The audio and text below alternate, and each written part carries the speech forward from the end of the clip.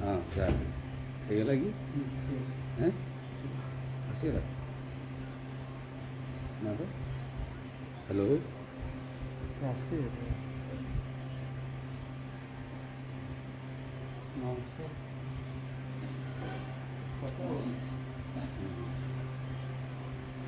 ଜୟ ଜଗନ୍ନାଥ।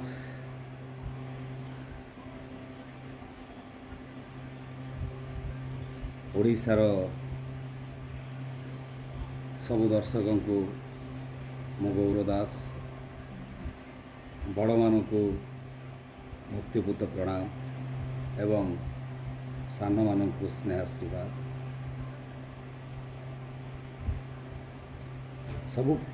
ସବୁ ପରେ ପ୍ରଥମେ ରେଡ଼ିଓ ଚକୋଲେଟ୍ ଆର୍ଜେ ଅଭି ଭାଇ ଏବଂ ରେଡ଼ିଓ ଚକୋଲେଟ୍ର ସମସ୍ତ ସଦସ୍ୟଙ୍କୁ ମୋର ବହୁତ ବହୁତ ଧନ୍ୟବାଦ। ବହୁତ ଦିନ ପରେ ଆଜି ରେଡ଼ିଓ ଚକୋଲେଟ୍ରେ ମୁଁ ଲାଇଭ୍ ଆସିଛି, ଏଥିପାଇଁ ମୁଁ ମଧ୍ୟ ନିଜକୁ ଧନ୍ୟ ମନେ କରୁଛି। ଆଜି ସାରା ବିଶ୍ୱରେ କରୋନାର ଆତଙ୍କ, ସମସ୍ତେ ଆଜି ଘରେ ବସିଛନ୍ତି। ବଡ଼ ଦୁଃଖ ଅନୁତାପର କଥା ଯେ ମୁଁ ମୋ ପିଲାଦିନରୁ ଆଜି ପର୍ଯ୍ୟନ୍ତ ଏମିତି ମହାମାରୀ ଦେଖିନଥିଲି। ଯାତ୍ରାକୁ ଆସିବା 1994 ମସିହାରୁ ଆଜି 2020 ମସିହା ହେଇଗଲା। ଆଜି ପର୍ଯ୍ୟନ୍ତ ବି ମୁଁ ଏତେ ଦିନ ଯାତ୍ରା ବନ୍ଦ ହେବା କେବେ ବି ଦେଖିନଥିଲି। କେମିତି କି ଦୁନିଆରେ ଏମିତି ଗୋଟେ ମହାମାରୀ ସାରା ବିଶ୍ୱକୁ କବଳିତ କରିବ ଏକଥା ବି ମୁଁ କେବେ ଦେଖିନଥିଲି। ଯାହା ବି ହେଉ ସରକାରଙ୍କର ଗାଇଡ଼ଲାଇନ୍, ବହୁତ ଭାଇମାନେ ତ ମେସେଜ୍ କରୁଛନ୍ତି, କମେଣ୍ଟ କରୁଛନ୍ତି। ଭାଇନା ନମସ୍କାର, କମଲ ଲୋଚନ ରାଉତ,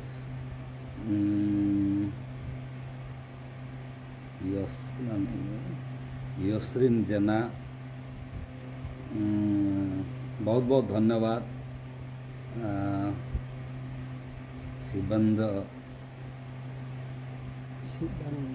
शिवानंद, विश्वजीत, बहुत बहुत बहुत धन्यवाद समस्त को, बहुत धन्यवाद।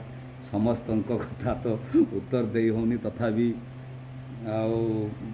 आपण माने तो निश्चित भाव में मत भल पाती मु जानी। आज समस्ते घरे अछंती। प्रभात कुमार सान भाई धन्यवाद। रंजू, लता बहुत बहुत धन्यवाद। पवित्र धन्यवाद। विश्वजीत धन्यवाद। एते कथा तो समस्त को कही पारुनी। जाओ समस्त को बहुत बहुत धन्यवाद। किसी कथा कहबार अच्छी मु कहूँ, आपण मैंने शुणु जे वर्तमान जो महामारी कोरोना कथा कहूली, आज सारा विश्व को कबलित करिछि, किंतु आम भारत कलार देश, ओडिशा कलार राज्य। से कलार राज्य रे वर्तमान कलाकार माने घरे बसिଛନ୍ତି। एटा बहुत दुखर अनुतापर विषय। राति राति उजागर रही आमे माने आपण मानकु खुशी बांटुथुलु, किंतु आज 2 मास 2.5 मास धरी आमे घरे बसिलुनी, आपण मानक सहित देखा ही पारु नाही। सेतिपई रेडियो चॉकलेट रो जो प्रयास, आरजे अभि भाई कर प्रयास, लोकंक सहित मोर कथा हवा पई, एटा बहुत खुशीर कथा। जहाँ भी हो मु प्रथमे धन्यवाद देवी, बहुत बहुत धन्यवाद देवी भारतर प्रधानमंत्री नरेंद्र मोदी साहब को, जे कि आज भारतर लोक माननकु सुरक्षित रखिया पई बहुत प्रकार चेष्टा चलैचंती। तापरे बहुत बहुत धन्यवाद देवी आम ओडिशार मुख्यमंत्री माननीय नवीन पट्टनायक, सी भी बहुत चेष्टा करुचंती। विगत 2 दिन तले बुधवार दिन जो गला आम्फान बात्या, तापाई दीर्घ 8 दिन 5 दिन धरी आगरू लोक मानकु सुरक्षित रखिया पई तांकर चेष्टा। जहाँ भी हो आउ बेसी धन्यवाद देवी जो प्रवासी भाई माने आम ओडिशा को फेरुचंती आमरी भाई आमरी पुओ आमरी पुत्र आमरी बापा से माने फेरिबा तो निहाती दरकार ता नहले दूरे रही कहार केतेबेले जीवन चली जाई थांता तेणु माननीय मुख्यमंत्री तांको आम राज्य को फेरे आणुचंती घर को फेरे आणुचंती मोर से अनुरोध समस्ते टिके सहिष्णुता हो धैर्य धर धैर्य ही मनीषर मानदंड बंचिबार संग्राम कर बंचिबा पई संग्राम कर किछ कष्ट सहिबाकू पड़िबो समस्ते जदि माने रिजिड है तांको सरकार को व्यतिव्यस्त करेंगे से केते प्रकार आपण मानकु से सहानुभूति देखेबे सहयोग करेंगे जहाँ भी हो दुख परितापर विषय सरकार किंतु कलाकार कथा भूली जाइछंती ओडिशा रे केते यात्रा कलाकार अछंती आम सरकार मानवर मुख्यमंत्री नवीन पट्टनायक से कथा जानी नाहंती सबु परे मु तांको अनुरोध करुची ओडिशा प्रशासन को अनुरोध करुची वर्तमान जो 2 मास धरी कलाकार माने घरे बसिचंती तांको परिवार 10,000 कलाकार माने यात्रा कलाकार 10,000 तापरे आपण कीर्तन पाला दासखाटिया आरंभ करी संगीतकार मेलोडी ग्रुप बहुत कलाकार कला को माध्यम करी तांको परिवार प्रतिपोषण करुले से आज घरे तांकर कर्म को ठप करी बसिचंती किछि लोक कांदुचंती किछि लोक खाइबा पाई भी माने व्यस्त हेलेनी जहाँकि मु उत्तर ओडिशा रे यात्रा कलाकार संघरे प्रेसिडेंट अच्छी मो पाख बहुत फोन आसुची जे आम पाखे तो सेमती किसी गोटे फोन नहीं मोर सीमित रोजगार मु किछि जहाँ को पारुची 500,000 भी माने दे चली किसी लोक साहाय्य करुची किंतु आम पाखे तो सेते बड़ धन बल नहीं जे समस्त को साहाय्य कला भलिया तेणु हे ओडिशार मुख्यमंत्री मान्यवर नवीन पट्टनायक मु आपन को अनुरोध करुची आपण टिके कलाकार मान प्रति कलाकार मान प्रति दृष्टि दिंतु हे तो आम ओडिशा यात्रा कलाकार कर्मचारी संघ तरफ आसंता सोमवार दिन निश्चित भाव भुवनेश्वर आसुचु मंत्री मान को भेटबू चीफ सेक्रेटरी को भेटबू राज्यस्तरीय सभापति दैतारी पंडा साधक हीरालाल भाई एवं मु गौरव दास कलाकार संघर अनेक सदस्य बापी बाबू ऋषि बाबू कुना भाई माने समस्ते आम जाऊँ सरकार को भेटापी आपण मानक भी अनुरोध करुच्ची जो मैंने यात्रा को भल पाती यात्रा देखापी भल पाती आज 2 मास धरी आपण मैंने यात्रा देखि पारु नाहंती निश्चित भाव में आपण मानक भी दुख लगुव तेणु आपण मैंने भी आम सहित ए संग्राम रे सहयोग करंतु ए युद्ध रे हाथ बढ़ातु आम जमी सरकार पाखे दाबी टिके रखी छोट छोट कलाकार जो माने कि मासक दरमा नहीं घर पोषंती परिवार पोषंती जो माने टेंट बांधुचंती लाइट बांधुचंती डांस करुचंती सेमानक दरमा केते नृत्यशिल्पी जंत्रशिल्पी एवं जो भाई माने आमर पेंडेल को तैयारी कले आमे पेंडेल रे मंच रे नाचू आपण मानक खुशी दो से मानक प्रति आमे सरकार को जनैबा पई जाउचू तेणु मु आपण मानकु ओडिशार अगणित दर्शक को अनुरोध करुच्ची गौरव दास आपण माने भी बहुत बहुत मेसेज दिंतु सरकार को जेमिति कलाकार प्रति से माने सरकार सदय हूँ एवं सहयोगर हाथ बढ़ातु सबु परे जोटा कि आज को 26-27 वर्ष है यात्रा कलिनी परिवार सहित एत दिन समय दे पार न था ये भी कोरोना आमको गोटे सुजोग देछि जे परिवार सहित समय बीतवाई हाँ सुशांत धन्यवाद निहार धन्यवाद नारायण धन्यवाद देवाशीष धन्यवाद बहुत बहुत धन्यवाद समस्त को बहुत बहुत मेसेज आसूची कहाँ मेसेज केते पढ़ी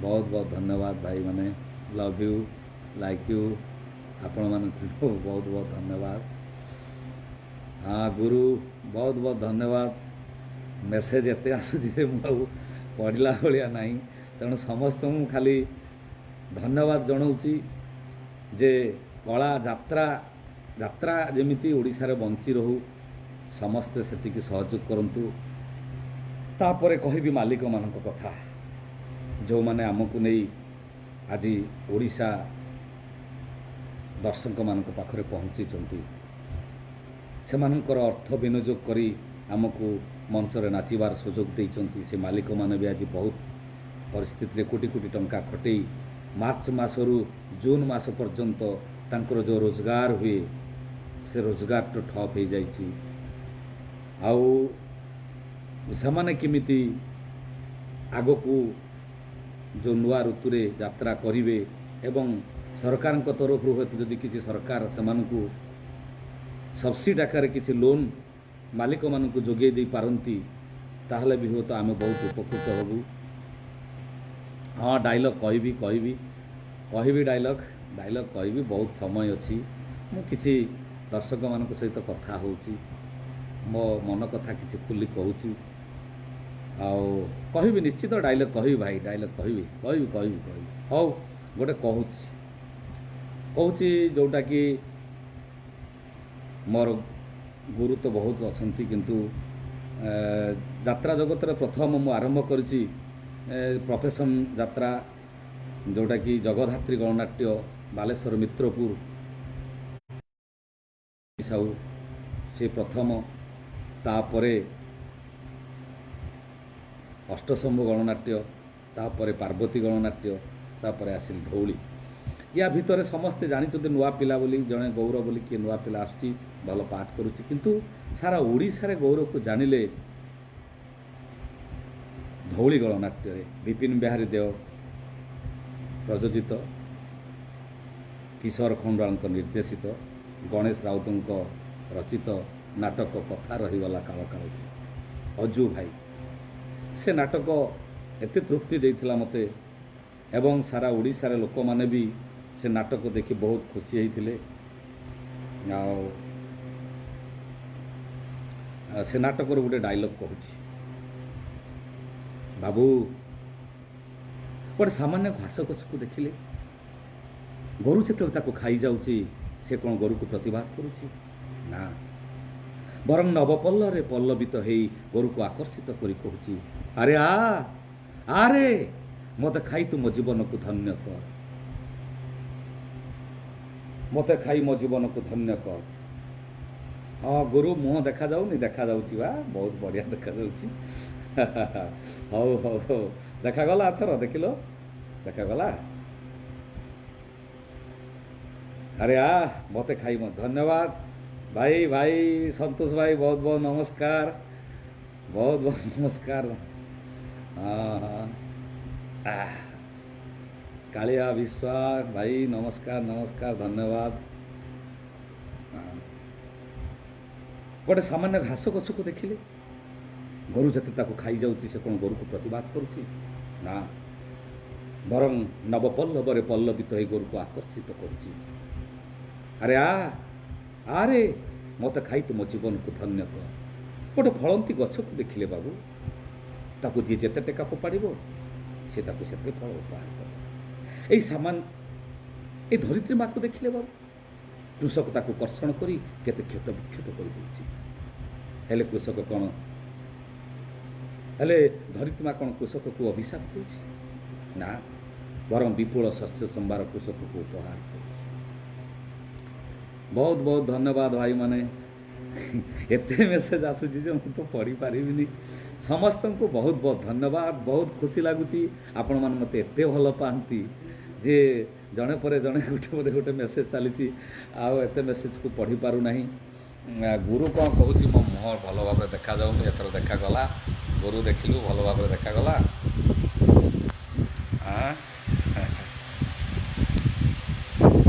अच्छा आमे आसंता सोमवार समस्ते भुवनेश्वर जाऊँ कलाकार संघ तरफ सरकार को गुहारी करने। अच्छा आउ गोटे भाई आउ जड़े भाई मत कहले गोटे नाटक डायलॉग खराब झीर गप स्वर्गत अनंत ओझा रचित शांतनु झांको निर्देशित नाटक खराब झीर गप रंग महल रे आम मालिक जे सत्य बाबू सत्य जाना से भी मत बहुत भल पाती से नाटक गोटे डायलॉग कर कौन कहबी लो हो मु तो आज समस्त गोटे दोषी पलटि जाइए बहु गोटे दोषीर कौन विचार हम सहीटा तो अलग कथा मो विचार हवा पूर्वर मु बौमा को गोटे प्रश्न पचारि बौमा मु तुमको घर को नहीं आसी मु तुमको ए घरे सान बहुर मर्यादा देइछि मु तुमको ए घर को नहीं आसवा दिन ठू केबे भी भाविनी तमे मो भाई बो मु तुम देढ़शुर मु भावी नहीं तू मो झील मु तो बापा से बापा आज ता झील को पचारुछि कहरे माँ मो ना जो निंदा अपवाद उठी से कथाटा कौन सत ए माँ ए तो प्रश्नर उत्तर दबा पूर्वर तो मन को तू बुझे दे गोटे बाप आज ता झील को पचारुछि कहरे माँ मो ना जो निंदा अपवाद उठी से कथा कौन सत धन्यवाद धन्यवाद बहुत बहुत धन्यवाद भाई माने जहाँ हूँ आपण मैंने एत भल पाती आउ बहुत खुशी लगुच दीर्घ 2 मास 2.5 मास धरी आम घरे अच्छू आ मो विषय तो जानी मो बापा ना श्रीहरि दास माँ ना राधाराणी दास मो ना गौर दास मो स्त्री ना गौरी दास एवं मोर 2 जन जीवन बा पुओ से माने हेले बड़ पुओ ना गोविंद गोपाल दास तपू सान ना नित्य गोपाल दास बापू एवं झील पूजा झी बाहई जाइछि जोई देबू एवं आउ गोटे खुशीर कथा आपण मानक आज लाइव रे समस्त जनाऊँगी मो झीर 2 जन पुओ होती जाँला पुओ 2 जन नाती मोर लवकुश जगा बेले आई बहुत खुशी लगुच डेली संध्यारे मु तांको सहित वीडियो कॉलिंग रे से पुणे रे अछंती सेमानक सहित टी खुशी बांटुची आज बहुत खुशी लगुच आपण मैंने एते सारा भल पाती एते मेसेज दौरान माने मु निजको आखिर लुह पलि आसुची जे ओडिसा रे एते समस्ते भल पाउछंती मते बहुत भाई माने दौरान मेसेज क्या को केते उत्तर देवी समस्त को मुह देखा जाऊनी गुरु कौन कहूँ तो बहुत मुह क्लियर देखा जाऊँ मत ये मोबाइल रे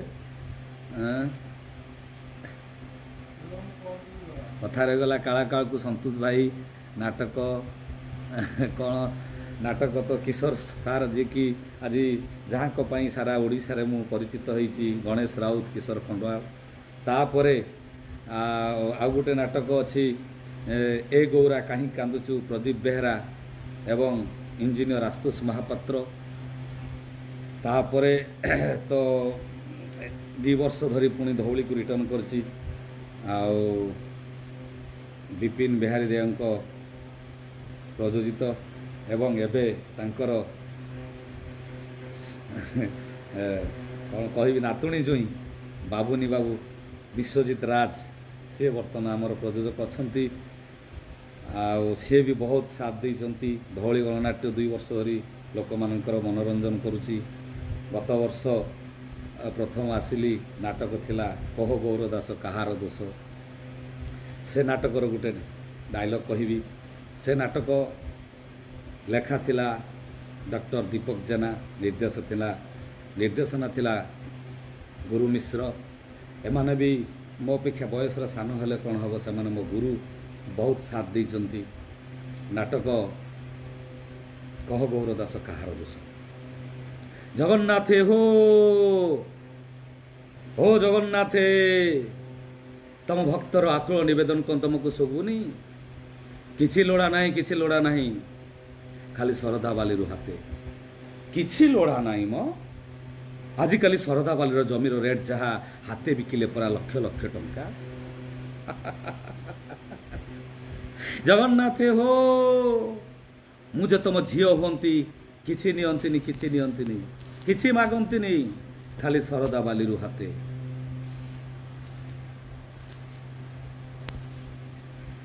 ଜଗନ୍ନାଥେ ହୋ ଟିକେ ଡିଷ୍ଟର୍ବ ଥିଲା ସଜାଡ଼ି ଦିଆଗଲା ଆଉ ଥରେ ଡାଇଲଗ୍ଟା କହୁଛି ଜଗନ୍ନାଥେ ହୋ ଓ ଜଗନ୍ନାଥେ ତମ ଭକ୍ତର ଆକୁଳ ନିବେଦନ କ'ଣ ତମକୁ ଶୁଭୁନି କିଛି ଲୋଡ଼ା ନାହିଁ କିଛି ଲୋଡ଼ା ନାହିଁ ଖାଲି ଶରଦା ବାଲିରୁ ହାତେ କିଛି ଲୋଡ଼ା ନାହିଁ ମ ଆଜିକାଲି ଶରଦା ବାଲିର ଜମି ରେଟ୍ ଯାହା ହାତେ ବିକିଲେ ପରା ଲକ୍ଷ ଲକ୍ଷ ଟଙ୍କା ଜଗନ୍ନାଥେ ହୋ ମୁଁ ଯଦି ତମ ଝିଅ ହୁଅନ୍ତି କିଛି ନିଅନ୍ତିନି ଖାଲି ଭଣ୍ଡାର ଘର ଚାବିକାଠିଟା ଯୌତୁକରେ ନେଇଯାଆନ୍ତି ଅଭଡ଼ା ମୁଠେ ମିଳୁ ମହାବାହୁ ଆରେ ତମେ କ'ଣ ମୋତେ ମୁଠାଏ ଅଭଡ଼ା ଦେବ ତମକୁ ପରା ପଣ୍ଡାମାନେ 4 ଦିନ ଉପାସ ରଖିଦେଲେ ଦିନ ଆସିବ ଜଗନ୍ନାଥ ଏବେ ତମେ ମନ୍ଦିର ଭିତରେ ଭକ୍ତମାନେ ବଡ଼ଦାଣ୍ଡ ଖୁବ୍ ଶୀଘ୍ର ତମେ ବଡ଼ଦାଣ୍ଡରେ ମୁଣ୍ଡରେ ଗାମୁଛା ପକାଇ ବଡ଼ଦାଣ୍ଡରେ ବୁଲୁଥିବ ଆଉ ଭିକାରୀମାନେ ଆଉ ପଣ୍ଡାମାନେ ଟାୟା ବନ୍ଦି ରତ୍ନ ବେଦୀରେ ବସିଥିବେ ଖୁବ୍ ଶୀଘ୍ର ଯାଉ ଆଉ ଏ ବର୍ଷ ଦୁଇଟି ନାଟକ ବହୁତ ବଢ଼ିଆ ହେଇଥିଲା 3ଟି ନାଟକ ଗୋଟେ ହେଲା କାଳିଦାସଙ୍କର ନୂଆ କାହାଣୀ ଆଉ ସେଇ ଦୀପକ ଜେନା ଏବଂ ନନ୍ଦୁ ସାରଙ୍କର ଯେଉଁଟା ଖଣ୍ଡଗିରିରେ ସେଦିନର କଥା ମନେ ଅଛି ନା ସେଥିରେ ବି ବହୁତ ବଢ଼ିଆ ଥିଲା ଏବଂ ସବୁ ତାପରେ ଆଉ ଗୋଟେ ନାଟକ ହେଲା ଆପଣମାନେ ଜାଣିଥିବେ ଅଜୟ ସ ଏବଂ ଆପଣଙ୍କର ଲିଟିଲ୍ ମାଷ୍ଟର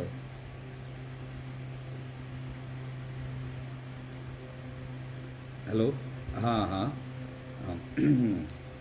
ତାପସ ସ୍ୱାଇଁଙ୍କର ଲେଖା ନିର୍ଦ୍ଦେଶିତ କର୍ଣ୍ଣ ଖୋଜୁଛି ତା ନିଜ ଠିକଣା ସେ ବି ବହୁତ ଦମଦାର ନାଟକ ହୋଇଥିଲା ଯାହା ହଉ ଆପଣମାନେ ଏମିତି ସମସ୍ତେ ମୋତେ ଭଲ ପାଉଥାନ୍ତୁ ଭଗବାନଙ୍କୁ ଡାକନ୍ତୁ ଖୁବ୍ ଶୀଘ୍ର ଆମେ ଆପଣମାନଙ୍କ ସାମ୍ନାକୁ ଯାଇ କଳା ପରିବେଷଣ କରୁ ସେଦିନର କଥା ନାଟକର ଗୋଟେ ଡାଇଲଗ୍ କହୁଛି ପୁନିଲ ମୁଁ ବି ସେଦିନ ଚିତ୍କାର କରି କହୁଥିଲି ଏ ପୁନେଇ ଭଲରେ ରହିବା ପାଇଁ 3 ମହଲା କୋଠା ନୁହଁ ସ୍ୱାମୀର ଛାତି ଭିତରେ ଭଲ ପାଇବାର 3 ହୃଦୟ ଦରକାର ଭଲ ଖାଇବା ପାଇଁ ଚିକେନ ମଟନ ବିରିୟାନୀ ନୁହଁ ସ୍ୱାମୀ ପାଟିକୁ ଭଲ ଲାଗୁଥିବା ଶାଗ ପଖାଳରେ ସନ୍ତୁଷ୍ଟ ହେବା ଦରକାର ଭଲ ପିନ୍ଧିବା ପାଇଁ ଦାମୀ ପାଟ ଶାଢ଼ୀ ନୁହଁ ସ୍ୱାମୀ ଆଖିକୁ ଭଲ ଲାଗୁଥିବା ଫୁଟପାଥରେ ବିକ୍ରି ହେଉଥିବା କସ୍ତା ଶାଢ଼ୀ ଦରକାର ଯାହା ହଉ ଆଜି ଭଲ ଦିନ ପବିତ୍ର ସାବିତ୍ରୀ ଅମାବସ୍ୟା ଆଜି ସବୁ ସ୍ତ୍ରୀମାନେ ସ୍ୱାମୀମାନଙ୍କୁ ପୂଜା କରୁଛନ୍ତି ଓଷା କରୁଛନ୍ତି ଆଜି ଦିନରେ ମୁଁ ଆପଣମାନଙ୍କୁ ଭେଟି ପାରିଥିବାରୁ ମୁଁ ବି ନିଜକୁ ଧନ୍ୟ ମନେ କରୁଛି ସତରେ ଜଣେ ସ୍ୱାମୀ ସ୍ତ୍ରୀ ହେବା ଛୋଟିଆ କଥା ନୁହଁ ଏଟା ଜୀବନସାଥୀ ଭଗବାନଙ୍କର ସୃଷ୍ଟି ଜଣେ ସ୍ୱାମୀ ଜଣେ ସ୍ତ୍ରୀ ସେଦିନ ସତୀ ସାବିତ୍ରୀ ରାଜକନ୍ୟା ଥିଲେ ସେ ଜାଣିଥିଲେ ତାଙ୍କ ସ୍ୱାମୀ ବର୍ଷକ ଭିତରେ ମରିଯିବେ ଏବଂ ତାଙ୍କ ସ୍ୱାମୀଙ୍କର ବାପା ମା ଥିଲେ ଅନ୍ଧୁଣୀ ତଥାପି ସେ କାହିଁକି ସତ୍ୟବାନଙ୍କୁ ସ୍ୱାମୀ ରୂପେ ଗ୍ରହଣ କରିଥିଲେ କାହିଁକି ନା ସେ ଚାହିଁଥିଲେ ଯେ ଜଣେ ସଦାଚାରୀ ଜଣେ ନିଷ୍ଠାପର ସ୍ତ୍ରୀ ହେବେ ଏବଂ ଶାଶୁ ଶ୍ୱଶୁରଙ୍କ ସେବା କରିବେ ଶାଶୁ ଶ୍ୱଶୁରଙ୍କ ସେବା କଲେ କ'ଣ ମିଳେ ସେ କଥା ବୁଝିଥିଲେ ତାପରେ ସ୍ୱାମୀ ସେ ଏତେ ପ୍ରଗାଢ଼ ସତୀତ୍ୱ ଥିଲା ଯାହାକି ଯମରାଜାଙ୍କ ପାଖରୁ ତାଙ୍କୁ ଫେରାଇ ଆଣିପାରିଥିଲେ ସେ ସେଥିପାଇଁ ଯୁଗ ଯୁଗ ପାଇଁ ସତୀ ସାବିତ୍ରୀ ହୋଇ ରହିଗଲେ ତେଣୁ ହେ ଭାରତର ନାରୀ ଓଡ଼ିଶାର ନାରୀ ସମସ୍ତଙ୍କୁ ମୁଁ ଅନୁରୋଧ କରୁଛି ସମସ୍ତେ ସାବିତ୍ରୀ ଭଳି ନାରୀ ହେବା ପାଇଁ ଚେଷ୍ଟା କର ନିଜ ପରିବାରକୁ ଶୃଙ୍ଖଳା ରଖିବା ପାଇଁ ଚେଷ୍ଟା କରନ୍ତୁ ନିଜ ସ୍ୱାମୀକୁ ଭକ୍ତି କରନ୍ତୁ ଶାଶୁ ଶ୍ୱଶୁରଙ୍କୁ ଭକ୍ତି ଦିଅନ୍ତୁ ଆଉ ଗୋଟେ କଥା କହିବି ଆଜି ସାରା ଓଡ଼ିଶାରେ ସାରା ଭାରତରେ ସାରା ପୃଥିବୀରେ ବୟସ୍କ ଲୋକ ବୟସ ଗଡ଼ିଗଲା ପରେ ବାପା ମାଙ୍କୁ ପୁଅ ବୋହୂମାନେ ଭୁଲି ଯାଉଛନ୍ତି। କାହିଁକି ସେମାନେ ଆସନ୍ତାକାଲି ଆଉ କିଛି ଦିନ ପରେ ସେମାନେ ବି ଦିନେ ବୁଢ଼ାବୁଢ଼ୀ ହେବେ, ବୟସ ଗଡ଼ିଯିବ। ତାଙ୍କ ପୁଅ ବୋହୂମାନେ ବି ସେମାନଙ୍କୁ ନେଇ ବୃଦ୍ଧାଶ୍ରମରେ ଛାଡ଼ିଦେବେ, ଜରାଶ୍ରମରେ ଛାଡ଼ିଦେବେ। ତେଣୁ ହେ ଭାଇମାନେ, ହେ ମା ମାନେ, ମୋର ଆପଣମାନଙ୍କୁ ଅନୁରୋଧ, ମୁଁ ନାଟକ ଡାଇଲଗ୍ କହୁନାହିଁ, ବାସ୍ତବ କଥା କହୁଛି। ଆପଣମାନେ ବାପା ମାଆଙ୍କୁ, ଶାଶୁ ଶ୍ୱଶୁରଙ୍କୁ ଭକ୍ତି କରନ୍ତୁ, ସେମାନଙ୍କ ସେବା କରନ୍ତୁ। ଆପଣମାନେ ଯେମିତି କରିବେ, ଆସନ୍ତାକାଲି ଆପଣମାନଙ୍କ ପୁଅ ବୋହୂମାନେ ଆପଣମାନଙ୍କୁ ଦେଖିକି ନିଶ୍ଚିତ ଭାବରେ ସେମିତି ସେବା କରିବେ, ନିଶ୍ଚିତ। କାହିଁକି ଆପଣମାନେ ନିଜ ଜୀବନକୁ ଅଶାନ୍ତି ଭିତରକୁ ଠେଲି ଦେଉଛନ୍ତି? ବାପା ମାଆଙ୍କୁ ସେବା କରନ୍ତୁ, ସେମାନଙ୍କୁ ଭଲରେ ରଖିଲେ ଆପଣମାନେ ନିଶ୍ଚିତ ଭଲରେ ରହିବେ। ଆମେ ଭଗବାନ କିଏ ଦେଖିନୁ, ଭଗବାନ ମଣିଷ ଭିତରେ ହିଁ ଅଛନ୍ତି। ପ୍ରଥମେ ଆମେ ସୃଷ୍ଟି ହେଲୁ, କିଏ କହୁଛନ୍ତି ଭଗବାନ ସୃଷ୍ଟି କରିଛନ୍ତି? ଭଗବାନ ଈଶ୍ୱର ଜଣେ ଅଛନ୍ତି ନିଶ୍ଚିତ, ତାଙ୍କ ନିର୍ଦ୍ଦେଶରେ ଆମେ ଚାଲିଛୁ। କିନ୍ତୁ ପ୍ରତ୍ୟକ୍ଷ ଭାବରେ ଭଗବାନ ହେଲେ ବାପା ମା 10 ମାସ 10 ଦିନ ଗର୍ଭରେ ଧରି ଯେଉଁ ଯନ୍ତ୍ରଣା ସହି ଆମକୁ ଜନ୍ମ ଦେଇଛନ୍ତି। ସେ କଥା କହିଲା ବେଳକୁ ମୋ ଆଖିରେ ଲୁହ ପଳେଇ ଆସୁଛି। ମା ଋଣ ଆମେ ଶୁଝି ପାରିବାନି, କେବେ ବି ମା ଋଣ ଶୁଝି ପାରିବାନି। ବାପା ପିଲାଦିନୁ ପରିଶ୍ରମ କରି କିଏ କେମିତି ଚାକିରି କରୁଛି, କିଏ ଚାଷ କରୁଛି, କିଏ କୁଲି ମଜୁରୀ କରୁଛି, ବହୁତ ପରିଶ୍ରମ କରି ପିଲାମାନଙ୍କୁ ବଡ଼ କରନ୍ତି, ସେମାନଙ୍କୁ ଦୁନିଆ ଦାଣ୍ଡରେ ମଣିଷ କରି ଛିଡ଼ା କରନ୍ତି। ସେମାନେ ବଡ଼ ହୋଇଗଲା ପରେ ଯଦି ବାପା ମାଆଙ୍କୁ ଭୁଲି ଯାଆନ୍ତି, ବାପା ମାଆଙ୍କୁ କଷ୍ଟ ଦିଅନ୍ତି, ତାଙ୍କ ହୃଦୟରେ କେତେ ଦୁଃଖ ଆସିବ। ଆଉ ସେ ଦୁଃଖ ବାପା ମାଆଙ୍କ ଆଖିରୁ ଲୁହ ଗଡ଼ିଲେ ନିଶ୍ଚିତ ଭାବରେ ପିଲାମାନଙ୍କ ଉପରେ ପଡ଼େ। ତେଣୁ ହେ ଓଡ଼ିଶାର ଭାଇମାନେ, ଭଉଣୀମାନେ, ମୋର ଆପଣଙ୍କୁ ଅନୁରୋଧ, ଆପଣମାନେ ବାପା ମାଆଙ୍କୁ କେବେ ବି ଦୁଃଖ ଦିଅନ୍ତୁନି। ବାପା ମାଆଙ୍କୁ ହିଁ ଭଗବାନ ବୋଲି ଭାବନ୍ତୁ। ଗୁରୁ ବ୍ରହ୍ମା ଗୁରୁ ବିଷ୍ଣୁ ଗୁରୁଦେବ ମହେଶ୍ୱର ଗୁରୁ ସାକ୍ଷାତ୍ ପରମ ବ୍ରହ୍ମ ତସ୍ମୈ ଶ୍ରୀ ଗୁରୁବେ ନମଃ। ବାପା ମା ପରେ ଆସିଲେ ଗୁରୁଦେବ। ଗୁରୁଦେବକୁ ବି କେବେ ପର କରିବେନି। ଯିଏ ଗୋଟିଏ ଅକ୍ଷର ଶିଖେଇଛନ୍ତି ସେ ଗୁରୁମାନେ ହେଲେ ଗୁରୁ। ବୟସରେ ସାନ ହୋଇପାରନ୍ତି, ବଡ଼ ହୋଇପାରନ୍ତି, ସେମାନଙ୍କୁ ମୋର ମଧ୍ୟ ଭକ୍ତିପୂତ ପ୍ରଣାମ। ଯାତ୍ରା ଜଗତର କହିବି ଗୋଟେ କଥା, ଯେଉଁମାନଙ୍କୁ ନେଇ ଆମେ ଆଜି ସଂଗ୍ରାମ କରୁଛୁ, ଖେଳ କରୁଛୁ, ପେଣ୍ଡେଲରେ ଆପଣମାନଙ୍କୁ ଖୁସି ବାଣ୍ଟୁଛୁ, ଦୁଃଖ ବାଣ୍ଟୁଛୁ, ସେମାନେ ମୋ ଜୀବନରେ ବହୁତ ନିର୍ଦ୍ଦେଶକ ଆସିଛନ୍ତି। ପ୍ରଥମେ ଜଗଦ୍ଧାତ୍ରୀ ଗଣନାଟ୍ୟରେ ସୁଧାଂଶୁ ନାୟକଙ୍କ ରଚିତ ନିର୍ଦ୍ଦେଶିତ ବିଜୟ ଦାସଙ୍କ ମାଣିକ ନାଟକ, ସେ ନାଟକ ବି ବହୁତ ଚର୍ଚ୍ଚା ହୋଇଥିଲା। ତାପରେ ଆମର ବ୍ୟାମକେଶ ତ୍ରିପାଠୀ ସାରଙ୍କର ବି ମୁଁ ଗୋଟିଏ ନାଟକରେ ତାଙ୍କ ନିର୍ଦ୍ଦେଶନ ଅଭିନୟ କରିଛି। ତାପରେ ସ୍ୱର୍ଗତ ଆମର ବ୍ୟାମକେଶ ସାରଙ୍କ ସହିତ ବି ତାଙ୍କ ନାଟକ ନିର୍ଦ୍ଦେଶନା ଅଭିନୟ କରିଛି। ଏବଂ ଅକ୍ଷୟ ମହାନ୍ତି, କାଶ୍ୟପ, ତାଙ୍କ ନାଟକରେ ବି ଅଭିନୟ କରିଛି। ଆଉ ଜଣେ ଇଞ୍ଜିନିୟର ନନ୍ଦ ଦଲାଲ ଘଡ଼େଇ, ତାଙ୍କ ଲେଖା ମହାପାତ୍ର ଘର ବଡ଼ ବୋଉ, ସେ ନାଟକ ବି ବହୁତ ବଢ଼ିଆ ହେଇଥିଲା। ଯାହା ହଉ ବହୁତ ମାନେ ଆଜି କାହିଁ କେଜାଣି ସମସ୍ତଙ୍କ ଗୁରୁମାନଙ୍କ କଥା ମୋର ମନେ ପଡ଼ୁଛି। ତାପରେ ଅଷ୍ଟସମ୍ଭୁ ଗଲି, ସେଠି ଆମର ଯେଉଁ ସାର୍, ତାଙ୍କ ନାଁଟା ବି ମୋର ମନେ ଠିକ୍ ପଡ଼ୁନି, ସେଠି ଆମର ଲାଲା ସାର୍ ନୁହଁ, ହଉ ମନେ ପକାଇ କହୁଛି। ତାପରେ ଖୋକା ଭାଇଙ୍କ ନାଟକ, ସେଠି ଗୋଟେ ଖୋକା ଭାଇ ସଙ୍ଗୀତ କରିଥିଲେ ଗୋଟେ ନାଟକରେ, ଆଉ ତାଙ୍କ ସାନ୍ନିଧ୍ୟରେ ବି ଆସିଛି। ଆଉ ତାପରେ ଆସିଲି ପାର୍ବତୀ ଗଣନାଟ୍ୟ, ଅନନ୍ତ ସାର୍, ବିନୋଦ ସାର୍, ଆଉ ମନୋଜ ସାର୍, ଆଉ ସୀତାକାନ୍ତ ସାର୍, ବହୁତ ଗୁରୁଙ୍କ ସଂସ୍ପର୍ଶରେ ଆସିଛି, ବହୁତ ମନେ ପଡ଼ୁଛି ସେମାନଙ୍କ କଥା।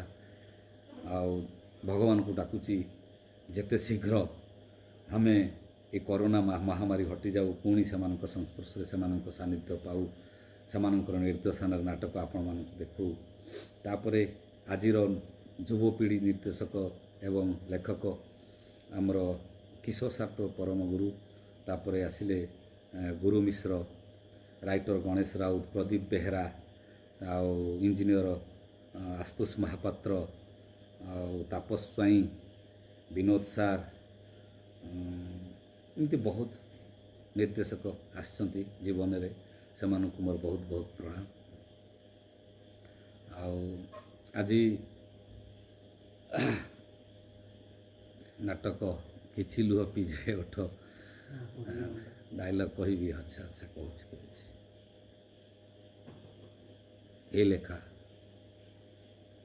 तमे कथा कहि पारछ जो लेखा दिने कहूला ए मन कांदिले से मन कांदिब ए आखि कांदिले से आखिर लुह झरिब से आखि आज मते धोखा देदेला झरुची आखिर लुह झरुची किछि लुह ओठ पी जाउची आउ किछि लुह आखि कोन सुखी जाउची आउ किछि लुह आखिरो बही आसी आउ किछि लुह आखिर कजल सहित बही आसी गालरे सुखी जाई कला दाग जाउची मने अछि लेखा सब कथा मोर मने अछि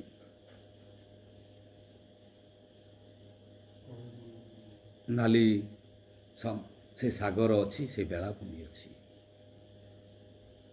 नाली कंकड़ा अच्छी होली डंगा अच्छी हेले मो चित्रलेखा मो पई आज चित्र पाउटी जाइछि जाओ डायलॉग सब तो मन रहनी पुराना हो गला नाटक।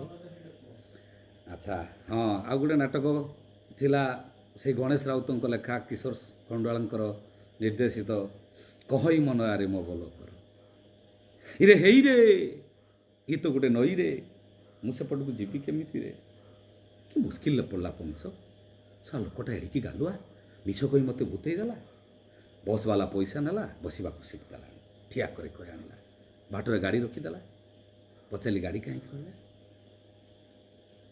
परिस्रा करने समस्त सागर मुझे उल्ले पई सला मु परिस्रा कर सारिनी गाड़ीटा को छाड़ीदेला रे पछर गोड़े गोड़े डाकिली हो हो जमा शुणला गोटे लोक देवदूत साची मत कहला हे जो गाँ देखा जाऊँ गाँ पारी गले तुम सहर पहुँची कितु एठी आसी देखी पहुँची देखुची से लोकटा मत भुआ बुले देला रे मुझे करी कौन रे जाओ नाटक तो बहुत पुराना हो गला 12-10-12 वर्ष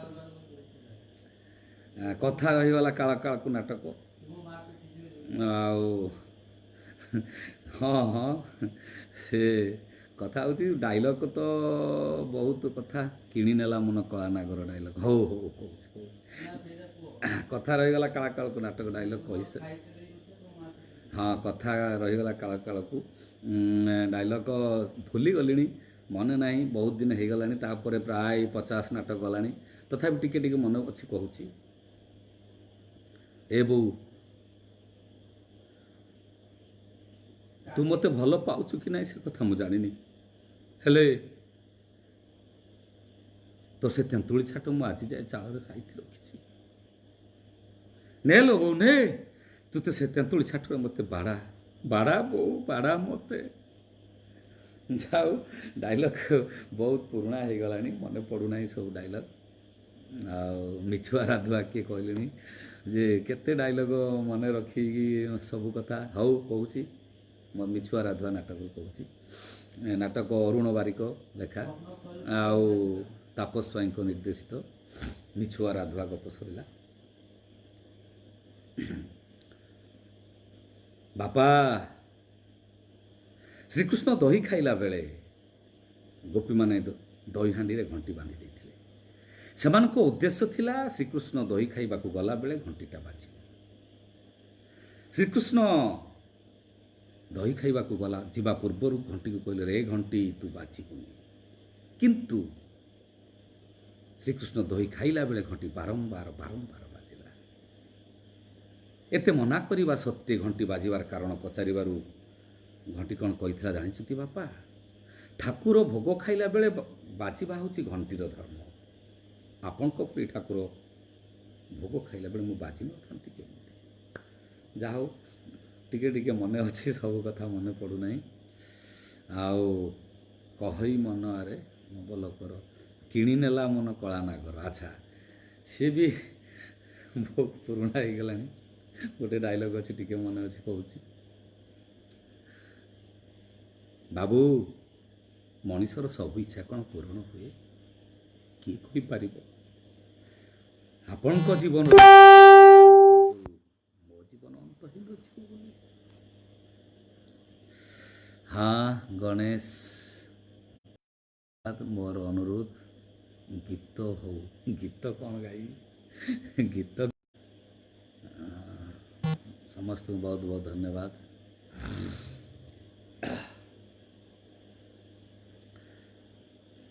ଆଉ ଗୋଟେ କଥା ଯେ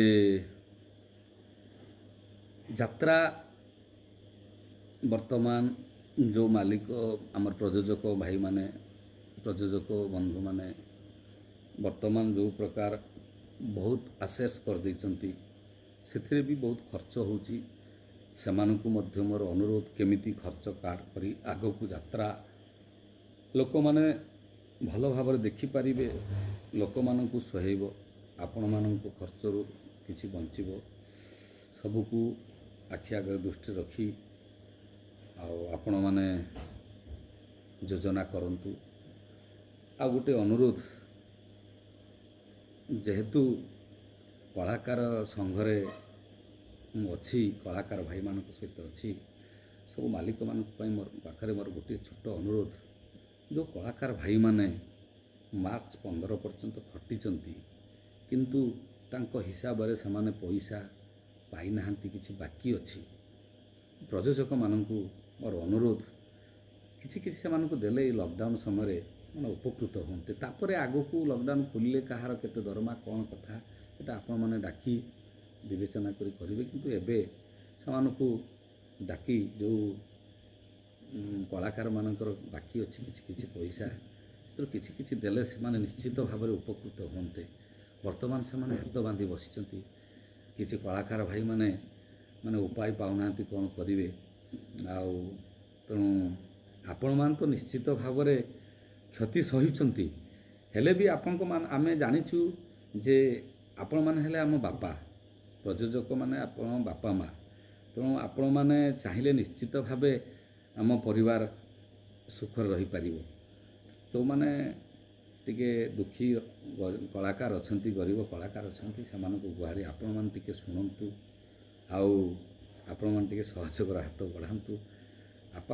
ଆପାତତଃ କିଛି କିଛି ସେମାନଙ୍କୁ ଦେଲେ ନିଶ୍ଚିତ ଭାବେ ସେମାନେ, ବାବୁ ଟିକେ ଧ୍ୟାନ ଦେବେ, ବିଶ୍ୱନାଥ ପ୍ରଧାନଙ୍କ ହରଗୌରୀ ଗଣନାଟ୍ୟ ବିଷୟରେ କୁହନ୍ତୁ।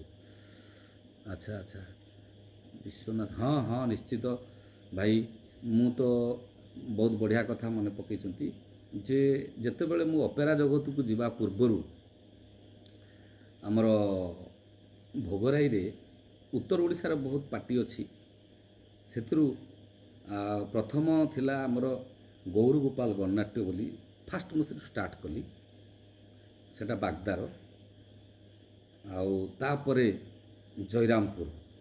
ଜୟରାମପୁର ବିଶ୍ୱନାଥ ପ୍ରଧାନ, ସିଏ ସ୍ୱର୍ଗତ, ତାଙ୍କୁ ମୁଁ ଧନ୍ୟବାଦ ମୁଁ ଭକ୍ତିପୂତ ପ୍ରଣାମ ଜଣାଉଛି। ତାଙ୍କ ଅମର ଆତ୍ମା ସଦ୍ଗତି ହେଉ। ଆଉ ସିଏ ବି ବହୁତ ଚେଷ୍ଟା କରିଛନ୍ତି, ତାଙ୍କର ବି 2-3ଟି ନାଟକରେ ଏଠି 2 ବର୍ଷ ମୁଁ ପାଠ କରିଛି। ଆଉ ଆପଣଙ୍କର ଗୋଟେ ଗଣନାଟ୍ୟ ଥିଲା ଆମର ଲକ୍ଷ୍ମୀନାରାୟଣ ଗଣନାଟ୍ୟ, ଆଉ ସେଥିରେ ବି ଗୋଟେ ବର୍ଷ ଅଧା ବର୍ଷ ଅଭିନୟ କରିଛି। ଭାଗବତ ଭାଇଙ୍କର ସବୁ ପରେ ଆମ ଭୋଗରାଇ, ଜଳେଶ୍ୱର, ବାଲିଆପାଳ, ରୁପ୍ସା, ବସ୍ତା, ୟା ଭିତରେ ପ୍ରାୟ 20-30ଟି ଅନୁଷ୍ଠାନ ଅଛି, ଯାତ୍ରା ଅନୁଷ୍ଠାନ। ସେ କଳାକାର ଭାଇମାନଙ୍କୁ ମୋର ଅନୁରୋଧ ଯେ ଯାତ୍ରା ବନ୍ଦ ହୋଇଗଲା ବୋଲି ଆମେ ଘରେ ବସିଯିବୁ ନା, ଯିଏ ଯେତିକି ପାରୁଛ ଯେକୌଣସି ଧନ୍ଦା କରି, ଆପାତତଃ ଆମେ ତ ଚୁରି କରୁନୁ, କିଛି ପ୍ରକାର ବିଜନେସ୍ ହେଉ କ'ଣ ହେଉ ନିଜ ପରିବାର ଚଳାଇବା ପାଇଁ ଚେଷ୍ଟା କରନ୍ତୁ। ସବୁ ତ ମାଲିକକୁ ଆମେ ନିର୍ଭର କଲେ ହେବନି, ମାଲିକ ବି କ୍ଷତି ସହିଛନ୍ତି। ତଥାପି ମାଲିକମାନଙ୍କୁ ମୁଁ ଅନୁରୋଧ କରୁଛି ଯେ ଯେଉଁମାନଙ୍କର ପଇସା ମାର୍ଚ୍ଚ 15 ପର୍ଯ୍ୟନ୍ତ କିଛି ବାକି ଅଛି, ସେଥିରୁ କିଛି କିଛି ଦେଲେ ନିଶ୍ଚିତ ଭାବରେ ସେମାନଙ୍କ ପରିବାର ପ୍ରତିପୋଷଣ ହେବ। ଆଉ ମନେ ଅଛି ଭାଇ ସମସ୍ତେ ପୁରୁଣା କଥା ବି ମନେ ଅଛି। ମନେ ଅଛି ମୋ ବାପାଙ୍କର ନୃତ୍ୟ ନାଟିକା ରାମ ବିଜେତା ହନୁମାନ ଅଭିନୟ କରୁଥିଲି। ମୋ ଦେହରେ ମଧ୍ୟ ନିଆଁ ଲାଗିଯାଇଥିଲା। ମନେ ଅଛି ଗାଁରେ ସେ ନଡ଼ିଆ ସଢ଼େଇରେ ଗାଁ ବାଉଁଶ ବୁଦାରେ ତେନ୍ତୁଳି ଗଛ ମୂଳରେ ଅଭିନୟ କରିବା ସବୁ ମନେ ଅଛି। ସେ ଦିନ ଗଲାଣି। ଏବେ ରଙ୍ଗୀନ ଚିକିମିକି ଲାଇଟ୍ରେ ଆମେ ଅଭିନୟ କରୁଛୁ। ଆଉ ସେତେବେଳେ ପେଟ୍ରୋଲ ମାର୍କ୍ସ ଲାଇଟ୍ ଥିଲା। ମୁଁ ହାଇସ୍କୁଲ କ୍ୟାରିୟର ଯେତେବେଳେ ଫାଷ୍ଟ ଯାତ୍ରା ଆରମ୍ଭ କଲି କୁସୁଡ଼ା ହାଇସ୍କୁଲ, ଭୋଗରାଇ କୁସୁଡ଼ା ହାଇସ୍କୁଲରେ, ଆଉ ସେତେବେଳେ ମଧ୍ୟ 2ଟି ନାଟକ ମୁଁ ନାରୀ ଭୂମିକାରେ ଅଭିନୟ କରିଥିଲି ସ୍କୁଲରେ। ଆଉ ହିରୋଇନଟେ 2ଟା ନାଟକରେ କରିଥିଲି ସ୍କୁଲରେ। ଆଉ ସେ କଥା ସେତେବେଳେ ବି ଥିଲା ପେଟ୍ରୋଲ ମାର୍କ୍ସ ଲାଇଟ୍। ଆଉ ସେ ସମୟ ଗଲାଣି। ଆଉ ସେ କଥା କିନ୍ତୁ ସବୁ ମନେ ଅଛି। ସବୁ କଥା ମନେ ଅଛି। ଗାଁ କଥା ମନେ ଅଛି। ଗାଁରେ ଚଣ୍ଡୀ ମନ୍ଦିର, ବାସନ୍ତୀ ମଣ୍ଡପ, ଆଉ ବାସନ୍ତୀ ମଣ୍ଡପ ପାଖରେ ଯାତ୍ରା, ବାହାରଦା ନିଜାମପୁର ମధ్ୟସ୍ଥଳରେ ବାସନ୍ତୀ ପୂଜା ହୁଏ। ସବୁଠି ଗୁଣ୍ଡୁଚି ମୂଷା ଭଳି ମୁଁ ଟିକେ ଟିକେ ବାଲି ଝାଡ଼ିବା ପାଇଁ ଇଚ୍ଛା କରେ, ଝାଡ଼ି ଚାଲୁଛି। ଆଉ ମୋ ଗାଁକୁ ମୁଁ ବହୁତ ଭଲ ପାଏ, ଭୋଗରାଇକି ଭଲ ପାଏ, ଜଳେଶ୍ୱରକୁ ଭଲ ପାଏ। କାହିଁକିନା ଏଇଠୁ ମୁଁ ଜନ୍ମ ହେଇଛି, ଏଇଠି ମୁଁ ଅନ୍ତୁଡ଼ିଶାଳ। ଆଉ ଆପଣଙ୍କ ପ୍ରଥମ ନାଟକ କ'ଣ? କି ଗଣେଶ କହୁଛନ୍ତି ପ୍ରଥମ ନାଟକ ତ କହିଲେ ମୋ ବାପାଙ୍କର ନୃତ୍ୟ ନାଟିକା ଥିଲା, ଆଉ ରାମ ବିଜେତା ହନୁମାନ। ତାପରେ ଆଉ ରାଧାକୃଷ୍ଣ ଯେଉଁ ଆମର ପାଲା ହେଉଥିଲା ସେଥିରେ ବି ମଧ୍ୟ ଅଭିନୟ କରିଥିଲି। ଆଉ ନାଟକ ଯେତେବେଳେ ଆରମ୍ଭ କଲି ଫାଷ୍ଟ ଇଲେକ୍ଟ୍ରିକେସନରେ, ସେତେବେଳେ ନାଟକ ଥିଲା ମୋ ସ୍ତ୍ରୀର ବାହାଘର। ସେଥିରେ ମୁଁ ହିରୋ ଅଭିନୟ କରିଥିଲି, ସାଇଡ଼୍ ହିରୋ ଅଭିନୟ କରିଥିଲି। ସେ ପ୍ରଦୀପ ଭାଇ ବୋଲି ଆମର ଜଣେ ଥିଲେ ଇଲେକ୍ଟ୍ରିକେସନରେ, ସେ ହିରୋ କରୁଥିଲେ, ମୁଁ ସାଇଡ଼୍ ଅକ୍ଷୟ ଭୂମିକା କରୁଥିଲି। ମୋର ମନେ ଅଛି ଏବେ ବି। ଆଉ ସେ ବି ବହୁତ ଭଲ ହେଇଥିଲା। ଆଉ ସବୁ କଥା ମୋର ମନେ ଅଛି, ମନେ ପଡ଼ୁଛି। ତାପରେ କମରଦା ଛକ, ମନ୍ଦାରୁଣୀରେ ନାଟକ, ଏବଂ ଏସବୁ ନାଟକ କରିବା ସମୟରେ ଯେତେବେଳେ ମୁଁ ଯାତ୍ରାକୁ ଆସିଲି କେମିତି ନା, ଆମ ଏବେ ଯେଉଁଟା ବାଘା ଯତୀନ ଗଣନାଟ୍ୟ ହେଇଛି ରବି ରାୟଙ୍କର, ତାଙ୍କର ସେତେବେଳେ NGO ସଂସ୍ଥା ଥିଲା ଲୋକଶକ୍ତି। ସେ ଲୋକଶକ୍ତି NGO ସଂସ୍ଥାରେ ସବୁ ଡକୁମେଣ୍ଟାରୀ ଫିଲ୍ମ ସୁଟିଂ ହେଉଥିଲା। ସିଏ ସେତେବେଳେ ମୋର ଯେତେବେଳେ ଟିକେ ଛନଛନ ଚେହେରା ଥାଏ, କମ୍ ବୟସ ଥାଏ, ରବି ଭାଇ ଡାକିଥିଲେ ଗୋଟେ ଟେଲିଫିଲ୍ମରେ ଅଭିନୟ କରିବା ପାଇଁ, ଏଇ ଗାଁ ଆମ ସରଗପୁର। ସେ ସୁଟିଂ ସମୟରେ ଜଗଦ୍ଧାତ୍ରୀ ଗଣନାଟ୍ୟ 1994-95 ମସିହା କଥା କହୁଛି। ସେତେବେଳେ ଆମର ପରିଚାଳକ ଥିଲେ କୁଞ୍ଜ ପ୍ରଧାନ, ନୀଳଗିରି ଘର, ଏବଂ ସୁଜୟ ମହାପାତ୍ର ସେତେବେଳେ ମେଜର ହିରୋ ଭାବରେ, ଏବଂ ସ୍ୱର୍ଗତ ମରିଗଲେଣି ତାଙ୍କ, ସେ ଭିଲିଆନ ପାଇଁକି ବୁକ୍ ହେଇଥିଲେ, କିନ୍ତୁ ଆକ୍ସିଡେଣ୍ଟରେ, କଳିଙ୍ଗ ଗଣନାଟ୍ୟ ଆକ୍ସିଡେଣ୍ଟରେ ମରିଗଲେ। ଆଉ ମଦନ ମହାପାତ୍ର ବୁକ୍ ହେଇଥିଲେ। ଯାହା ହଉ, ସେ ତାଙ୍କ ସହିତ ତ ଅଭିନୟ କରିବା ପାଇଁ ସୁଯୋଗ ପାଇପାରିଲିନି। କିନ୍ତୁ ସେତେବେଳେ ସୁଜୟ ମହାପାତ୍ର ଆଉ ମରିଗଲେଣି ରାଜୁ ବାରିକ, ହରିଶ ସେଠୀ, ଆଉ ଏମାନେ ସବୁ ଥିଲେ। କିନ୍ତୁ ଏଇ ସୁଟିଂ ସମୟରେ ସେମାନେ ଯେତେବେଳେ ମୋତେ ଯୋଗାଯୋଗ କଲେ, କୁଞ୍ଜ ପ୍ରଧାନ ଏବଂ ଜଗଦ୍ଧାତ୍ରୀ ଗଣନାଟ୍ୟର ଅଗଣୀ ସାହୁ, ଯେ ରବି ଭାଇଙ୍କୁ କହିଲେ, ରବି ଭାଇ କହିଲେ ଯେ ମୁଁ ତାଙ୍କ ଘରୁ ତାଙ୍କ ବାପା ସାହେବ ପାଖରୁ କଥା କରିକି ଆସିଛି, ତମେ ତାଙ୍କ ବାପାଙ୍କ ସହିତ କଥାବାର୍ତ୍ତା କର।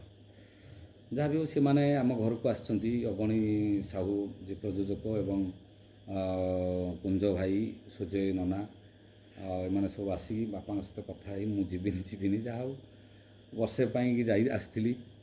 ଆଉ କିନ୍ତୁ ୟାର ମୂଳରେ ଯେଉଁ ହିସାବ କରୁଛି କାଳିଆରେ ହିରୋ ଭୂମିକା କରିଥିଲେ, ଫିଲ୍ମ ହିସାବ କରୁଛି କାଳିଆ ଫିଲ୍ମରେ ଯେଉଁ ହିରୋ ଭୂମିକା କରିଥିଲେ ସୁମନ୍ତ ଦେ, ସିଏ ମଧ୍ୟ ସେତେବେଳେ ଲୋକଶକ୍ତି ସହିତ ଜଡ଼ିତ ଥିଲେ। ଆଉ ଜଗଦ୍ଧାତ୍ରୀ ଗଣନାଟ୍ୟ ଗୋଟେ ନାଟକ ଦେଇଥିଲେ, ଅଗଷ୍ଟ 15 ଭାରତ ବନ୍ଦ। ସିଏ କହିଥିଲେ ଯେ ଗୌରବ ବୋଲି ଗୋଟେ ପିଲା ଅଛି, ଉତ୍ତର ଓଡ଼ିଶାରେ ସେ ଛୋଟ ପାଟିରେ ସେପଟେ ପାଠ କରୁଛି, ତାଙ୍କୁ ନେଇ ଆସ। ଆଉ ସିଏ ପ୍ରଥମେ ମୋ ଠିକଣା ଦେଇଥିଲେ ତାଙ୍କୁ। ସମସ୍ତଙ୍କ କଥା ମୋର ମନେ ଅଛି। କଥା ରହିଗଲା କାଳ କଳ୍ପରେ ଗୋଟିଏ ସଂଳାପ ହଉ। ଆଉ ସଂଳାପ ତ କହୁଛି। ଭାଇ ନମସ୍କାର, ଆପଣ ଭଲରେ ଅଛନ୍ତି? ହଁ ଭଲରେ ଅଛି, ଭଲରେ ଅଛି ଭାଇମାନେ ସମସ୍ତେ। ଆଉ ମୁଁ ବି ଭଲରେ ଅଛି। ହଁ ପିଲାବେଳୁ ଦେଖୁଛି ସାର୍ ଆପଣ ଯେମିତି ଥିଲେ ସେମିତି। ଯାହା ହଉ ବହୁତ ବହୁତ ଧନ୍ୟବାଦ। ଏଇଟା ଯେ ମୋ କଥା ନୁହଁ, ଏଇଟା ଆପଣମାନଙ୍କ ସମସ୍ତଙ୍କର ଆଶୀର୍ବାଦ ଏବଂ ହୁଏତ ଆପଣମାନେ ସମସ୍ତେ ମୋ ପାଇଁ ଭଗବାନଙ୍କ ପାଖରେ ପ୍ରାର୍ଥନା କରୁଛନ୍ତି। ବେଳେବେଳେ ଆସେ ପୁଣି ଏମିତିକା ବେଳ, ବାଟ ବି ଅନ୍ଧାର ଦିଶେ, ଥିଲେ କି ସକାଳ, ଖରାପ ଝିଅର ଗପର ଗୀତ। ଠିକ୍ ଠିକ୍ ମନେ ଅଛି। ଆଉ ଗୀତ ତ ସବୁ ମାନେ କଥା ହେଉଛି ସେ ମାହୋଲ ଅଲଗା। ଯେତେବେଳେ ମୁଁ ମଞ୍ଚକୁ ଯାଏ, ସତ କଥା କହୁଛି, ମୋତେ ଲାଗେ ଯେମିତି ମୋ ଦେହରେ କଳା ଲାଗେ। ବର୍ତ୍ତମାନ ମୁଁ କହୁଛି ଗୌର ଦାସ, କିନ୍ତୁ ସେତେବେଳେ ମୁଁ ନିଜକୁ ଭୁଲିଯାଏ। ଆଉ ସେତେବେଳର ଅଭିନୟ ନିଆରା ଲାଗେ। ଯାହା ହଉ ଆର୍ଯ୍ୟ ଭାଇ ଆଜି ଏତେ ବହୁତ କଥା, ଏତେ ଲୋକଙ୍କ ସହିତ ପରିଚିତ, ଏତେ ଲୋକଙ୍କ ସହିତ ଖୁସି ବାଣ୍ଟିବା, ଦୁଃଖ ବାଣ୍ଟିବା, ମନ କଥା କିଛି କହିବା, ଆଉ ବହୁତ ଭଲ ଲାଗୁଛି। ବହୁତ କଥା ମନେ ପଡ଼େ, ବହୁତ ଦୁଃଖ ବି ଲାଗୁଛି। ଆହୁରି ଜୀବନରେ ଅକୁହା କଥା ବହୁତ ରହିଛି, ଯେ ବାପା ଆମର ମରିଗଲେ, ମା ମରିଗଲେ, ମୁଁ ଶୁଦ୍ଧ ହେବାକୁ ଆସିପାରି ନାହିଁ। କଳାକୁ ମୋର ଯେ ଛାଡ଼ ପିତୃ କାର୍ଯ୍ୟ ଧର ରାଜ୍ୟ କାର୍ଯ୍ୟ, ଏଇ ଭାବି ମୁଁ ମୋ ଜୀବନରେ ବହୁତ କଷ୍ଟ ବି ସହିଛି, ଦୁଃଖ ବି ସହିଛି। ମା ମରିଗଲେ ଯେତେବେଳେ ମୁଁ ଥିଲି ବ୍ରହ୍ମପୁରରେ, ମାଆଙ୍କ ଚିତାଭସ୍ମରେ ନିଆଁ ଦେବା ପାଇଁ ଆସିପାରିଥିଲି। ସେତେବେଳେ ପାଖରେ ଥିଲି, କିନ୍ତୁ ଯେତେବେଳେ ଶୁଦ୍ଧ ପଡ଼ିଲା, ଦଶ ପଡ଼ିଲା, ସେତେବେଳେ ମୁଁ ପଳେଇଥିଲି। ପାର୍ଟି ଥିଲା ବ୍ରହ୍ମପୁର ନୀଳକଣ୍ଠେଶ୍ୱର ମନ୍ଦିର ପାଖରେ ଯାତ୍ରା ହେଉଥିଲା। ଯାହା ହଉ ସେମାନେ ଛାଡ଼ିବେନି, ମନା କଲେ, କ'ଣ କରିବି। ସେତେବେଳେ ଆମ ପ୍ରଯୋଜକ ଥିଲେ ବିପିନ ବିହାର ଦେଓ ଧଉଳି ଗଣନାଟ୍ୟରେ।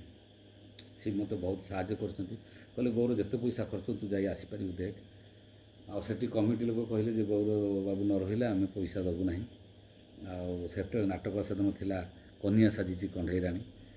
ଯାହା ବି ହଉ ମୋ ମନରେ ଗୋଟେ ଆସିଲା। ମୋ ମାଆଙ୍କର ହୁଏତ ଆଶା ଥିଲା, ମୁଁ ଛୋଟ ହେଇଥିଲି, ପରେ ମନେ ପଡ଼ିଲା ସେ କଥା।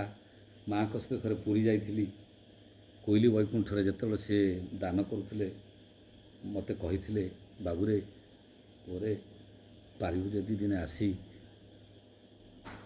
ଏ କୋଇଲି ବୈକୁଣ୍ଠ ମୋର ଟିକେ ପିଣ୍ଡ ଦେଉ। ହୁଏତ ତାଙ୍କର ସେ ଆଶୀର୍ବାଦ ଥିଲା।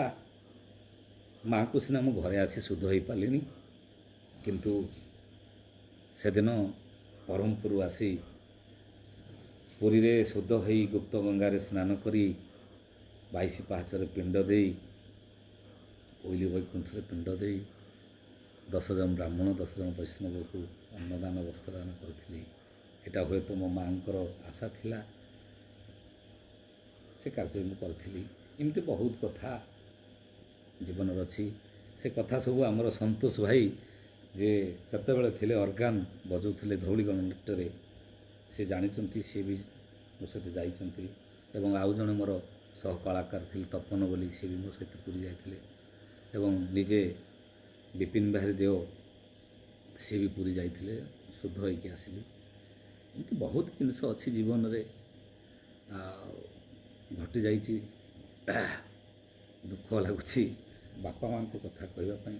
କହିଲା ବେଳକୁ ଯଦି ମୋ ବାପା ମାଆ ମୋ ସହିତ ଆଉ 5-10 ବର୍ଷ ଥାନ୍ତେ, ମୁଁ ତାଙ୍କ ସେବା ଆଉ ଟିକେ କରିପାରିଥାନ୍ତି। ମୁଁ ହୁଏତ ନିଶ୍ଚିତ ଭାବରେ ଆହୁରି 10 ପାହାଚ ଆଗକୁ ଯାଇପାରିଥାନ୍ତି। କାହିଁକିନା ବାପା ମାଆଙ୍କଠୁ ଏ ଦୁନିଆରେ ଆଉ କିଛି ବଡ଼ ନାହିଁ। ହଉ ଭାଇମାନେ, ଏବେ ବି ତ ଆପଣମାନେ ଟିଭିରେ ଦେଖୁଥିବେ, ଅଳଙ୍କାର ସବୁଦିନ ନାଟକ ଦେଉଛି। ଡାଇଲଗ୍ ବର୍ତ୍ତମାନ କହିବା, ଡାଇଲଗ୍ ସେତେବେଳେ ନାଟକ ସମୟରେ ଅଭିନୟର ଡାଇଲଗ୍ ନିଶ୍ଚିତ କିଛି ଫରକ ଆସିବ। ଆଉ ଯାହା ହଉ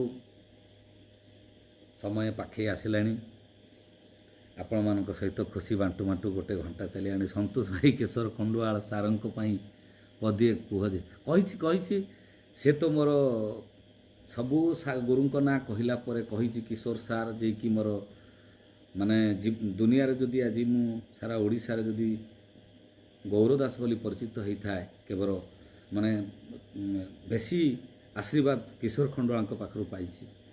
ଆଉ ତାଙ୍କର ସେ ନାଟକ କଥା ରହିଗଲା କାଳ କାଳଙ୍କଠୁ ଆରମ୍ଭ କରି କହଇ ମନରେ ମବଲ କର, କନ୍ୟା ସାଚି କଣ୍ଢେଇ ରାଣୀ ଠୁ ଆରମ୍ଭ କରି କିଏ କାଚ ପୁଣି କିଏ କାଞ୍ଚନ, ଏମିତି ବହୁତ ନାଟକ, ପ୍ରତିବର୍ଷ ଗୋଟେ ଗୋଟେ ନାଟକ।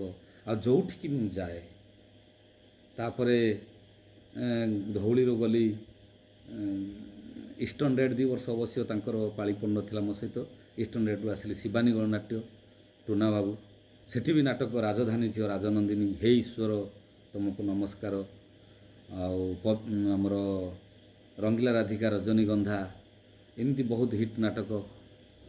ତାପରେ ରଙ୍ଗମହଲରେ କିଣିନେଲା ମନ କଳାନାଗର, ମନ ଦେଇଥିଲି ମନୁ ଭାଇକି, ଆଉ ଏମିତି ବହୁତ ନାଟକ। ଯେଉଁଠି ମୁଁ ଗଲେ କିଶୋର ସାର୍ ଗୋଟେ ସ୍ୱତନ୍ତ୍ର ଚରିତ୍ର କରି ମୋ ପାଇଁ ଲେଖନ୍ତି। ତାଙ୍କୁ ମୁଁ ଏଠି ମାନେ ପ୍ରଣାମ କରୁଛି, ତାଙ୍କ ଋଣ ମୁଁ ହୁଏତ ଜୀବନରେ ସୁଝି ପାରିବିନି। ସେ ମୋତେ ବହୁତ ଭଲ ପାଆନ୍ତି।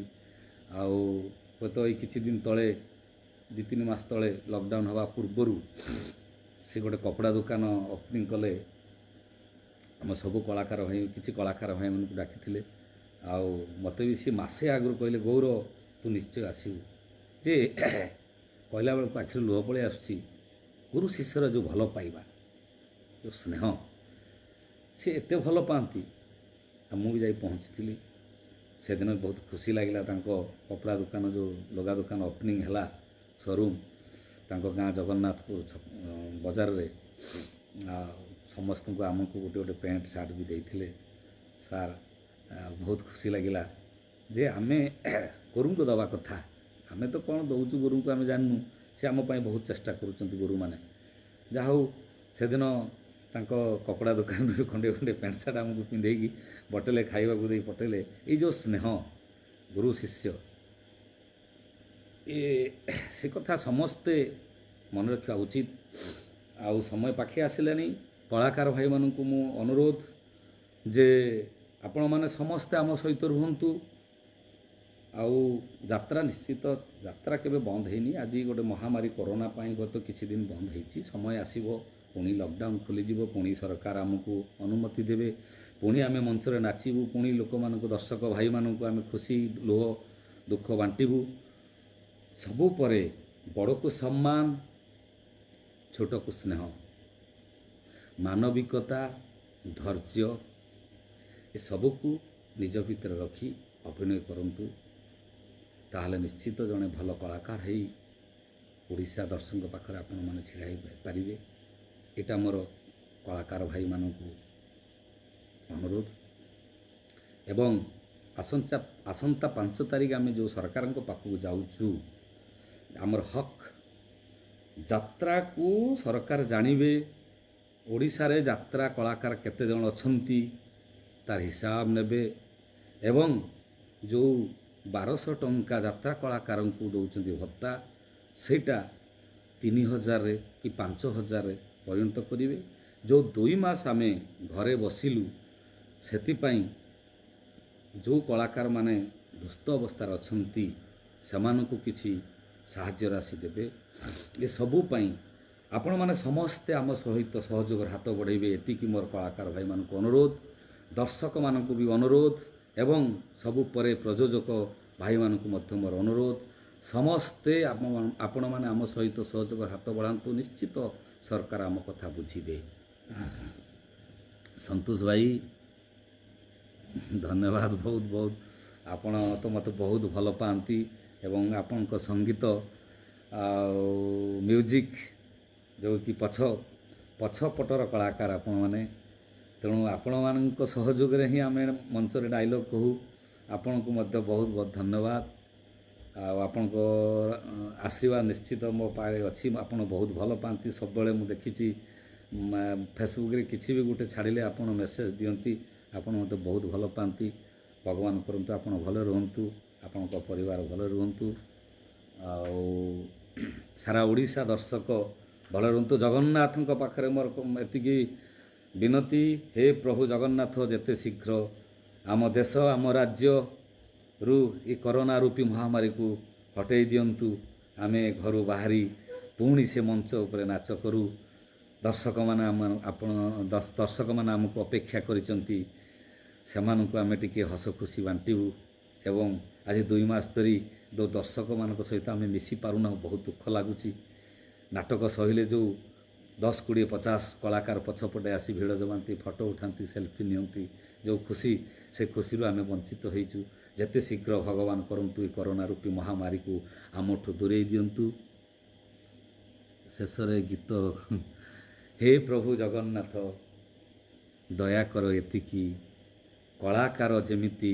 अति शीघ्र कला बांटू मंचरे पाई आपणकर सकती जय जगन्नाथ जय कला आओ बहुत बहुत धन्यवाद बहुत बहुत धन्यवाद जहाँ एते खुशी लगुच जे वर्तमान सुधा गोटे पर गोटे मेसेज चली जनक पर जड़े मेसेज दे चली मु भाभी पारुनी जदि 2 घंटा चली हे तो आहरी मेसेज चलुव जहाँ मेसेजर बंद नहीं आपण मैंने समस्ते मेसेज दे चलती बहुत बहुत धन्यवाद आपण मान भल पाइबा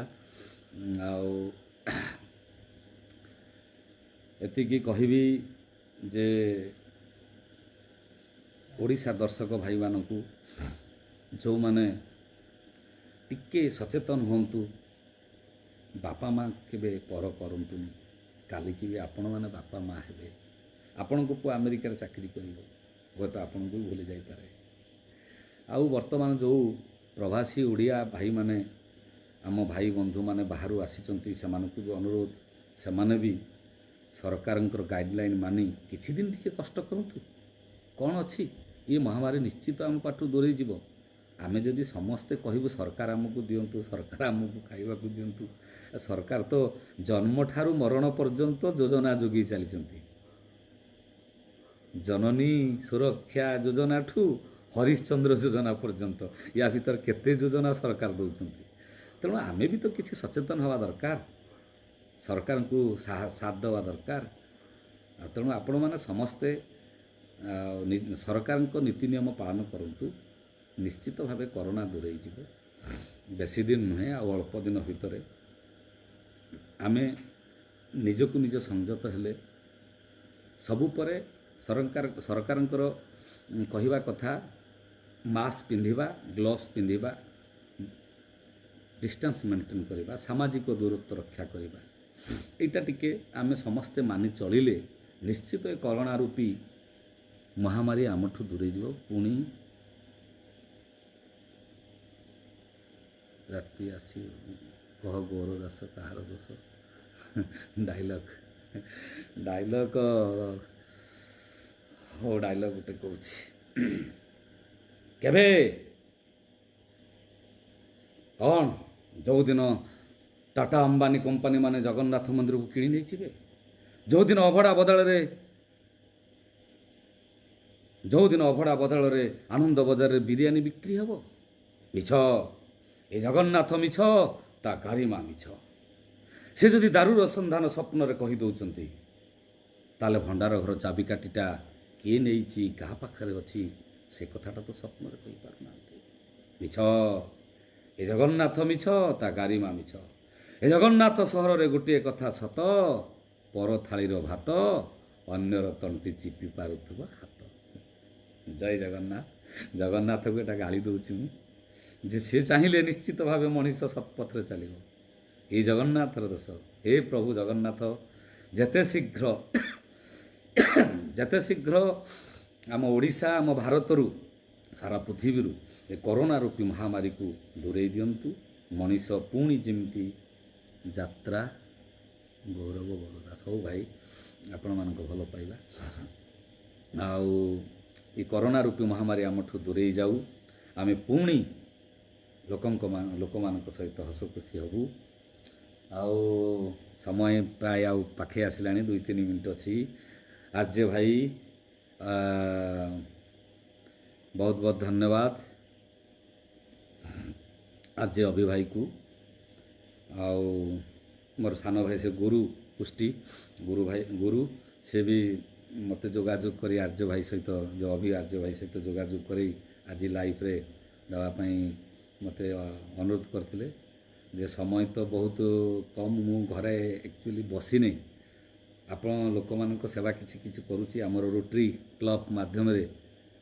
ଆଉ ଏଠି 2 ମାସ ଧରି ଯେଉଁ ମୋ ହାଇୱେ ବେଙ୍ଗଲ ବୋର୍ଡ଼ର ଗେଟ୍ ସେଠି କିଛି ଶୁଖିଲା ଖାଦ୍ୟ ପାଣି ଲଖନନାଥ ପାଖରେ ପ୍ରତ୍ୟେକ ଦିନ ଦିଆଯାଉଛି, ମୁଁ ମଧ୍ୟ ସେଠି ଯାଉଛି।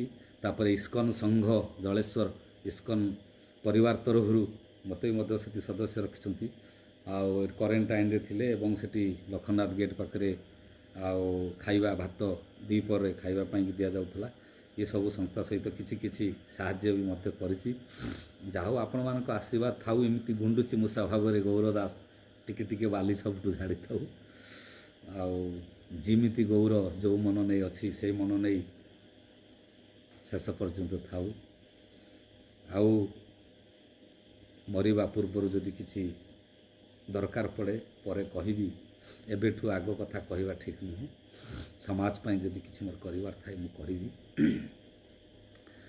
କେହି ରହି ନାହିଁ ରହି ବେଟି ନାହିଁ ଭବରଙ୍ଗ ଭୂମି ତଳେ, ସର୍ପେ ନିଜ ନିଜ ଅଭିନୟ ସାରି ବାହୁଡ଼ିବେ କାଳ ବଳେ। ଆମେ ଯେମିତି ମଞ୍ଚରେ ଅଭିନୟ କରୁଛୁ ସେମିତି ବାସ୍ତବ ଜୀବନଟା ହେଉଛି ଗୋଟେ ରଙ୍ଗମଞ୍ଚ। ସମସ୍ତେ ରଙ୍ଗମଞ୍ଚରେ ଅଭିନୟ କରିବାକୁ ଆସିଛନ୍ତି। ଅଭିନୟ ସରିଗଲେ ପୁଣି ଫେରିଯିବୁ। ତେଣୁ ସବୁ ଏଇ ଅଭିନେତାମାନେ ସବୁ ପରେ ଆମ କରୋନା ଯୋଦ୍ଧା ଡାକ୍ତର ଭାଇ, ସଫେଇ କର୍ମୀ, ପୋଲିସ ଭାଇମାନଙ୍କୁ ଅଶେଷ ଅଶେଷ ଧନ୍ୟବାଦ। ସେମାନେ ଯେମିତି ଆମକୁ ସହଯୋଗ କରିଛନ୍ତି, ସଚେତନ କରିଛନ୍ତି, ସେମାନଙ୍କ ସଚେତନତା ପାଇଁ ଧନ୍ୟବାଦ। ଆର୍ଜେ ଅଭିଭାଇକୁ ଧନ୍ୟବାଦ। ସବୁ ଓଡ଼ିଶା ଦର୍ଶକଙ୍କୁ ଧନ୍ୟବାଦ। ଜୟ ଜଗନ୍ନାଥ। ଏବଂ ରେଡ଼ିଓ ଚକୋଲେଟ୍ ଧୁମ୍ ମିଠା ସମସ୍ତ ସଦସ୍ୟଙ୍କୁ ଧନ୍ୟବାଦ। ଜୟ ଜଗନ୍ନାଥ, ଜୟ କଳା, ଜୟ ଜଗନ୍ନାଥ।